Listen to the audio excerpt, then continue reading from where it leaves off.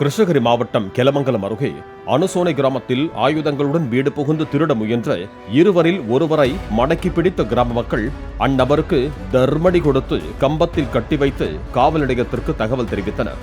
பிடிபட்ட நபரின் பெயர் தமிழரசன் என்றும் தப்பி ஓடிய சூரி என்பவரை தேடி வருவதாகவும் கெலமங்கலம் காவல் நிலைய போலீசார் தெரிவித்தனர்.